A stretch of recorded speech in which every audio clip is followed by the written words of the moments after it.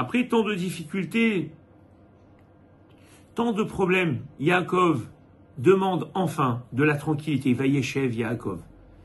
Et Rashi ramène une explication où on va reprocher à Yaakov de demander la tranquillité. Et du coup, eh bien, il va avoir l'épreuve de Yosef. Cela paraît étonnant de la part de la Torah qui, quelque part, refuse cette demande, ne veut pas que cette demande de tranquillité, de paisibilité puisse aboutir. C'est le sens même de nos prières. On prie pourquoi? Pour de la tranquillité, pour être en bonne santé, pour être dans la joie, pour avoir une bonne parnassa, pour avoir de l'intelligence, pour pouvoir nous rapprocher des autres. Donc toute notre prière, elle est basée là-dessus. Alors pourquoi on reproche à Yaakov, eh bien, de chercher de la tranquillité?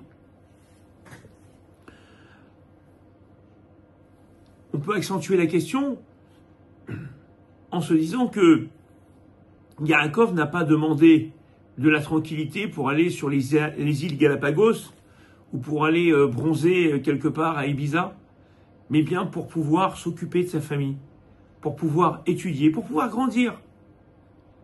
Pourquoi cette demande légitime ne peut-elle pas aboutir? En réalité, la réponse est extrêmement forte. C'est que dans la vie, on a le droit d'avoir un idéal de vie, mais personne d'entre nous peut demander une vie idéale. La vie idéale n'existe pas, car la vie, on doit la prendre comme elle vient. Et c'est la grande leçon que la Torah nous donne ici. Yaakov ne pense pas que pour grandir, il faut un préalable. Souvent, on se dit, lorsque je serai à la retraite, j'irai à la prière. Lorsque je serai en vacances, bien, je pourrai aller à des cours de Torah. Quand telle condition sera réunie, alors je pourrai faire. Et du coup, on fait rien. C'est le Pirkei Avot qui le dit. Ne dis pas, lorsque je pourrai, je ferai.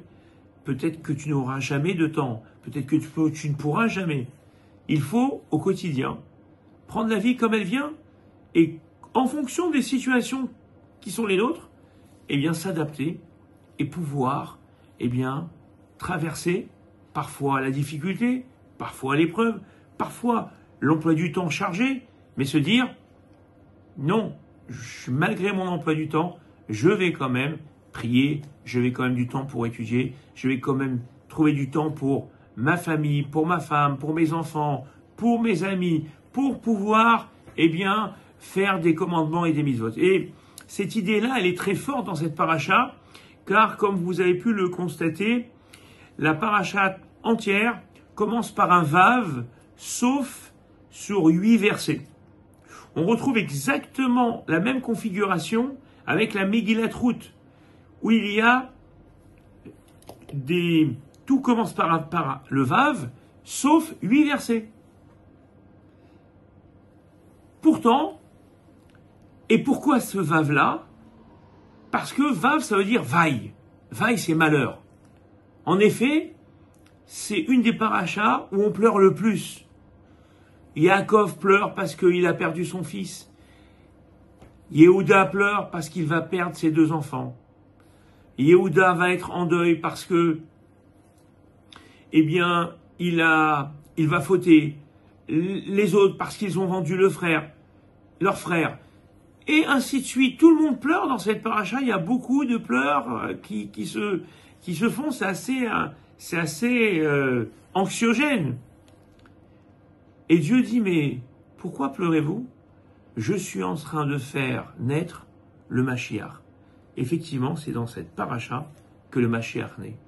C'est-à-dire que si on s'arrête aux difficultés, on ne peut pas trouver de solution.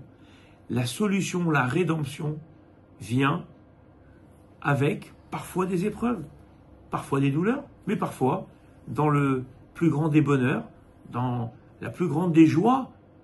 Et c'est ce qu'on aspire et ce que nous souhaitons tous. Donc nous devons prier pour être dans la tranquillité, mais le jour où les choses ne vont pas comme on veut, ou comme on pensait plutôt qu'elle soit, eh bien, nous devons faire face, nous devons, eh bien, être au rendez-vous de la vie. C'est ça, en fin de compte. La grandeur d'un homme, c'est pas vivre des moments quand il a tout ce qu'il faut, lorsque toutes les conditions sont réunies, mais c'est être capable, en tout temps, en tout lieu et en toutes circonstances, pouvoir garder le cap. C'est ce que cette paracha nous apprend, et on voit que, effectivement, le dénouement est tellement heureux et tellement exceptionnel qu'il doit nous donner le courage de pouvoir avancer sans jamais avoir peur de qui que ce soit et de quoi que ce soit. Shabbat Shalom.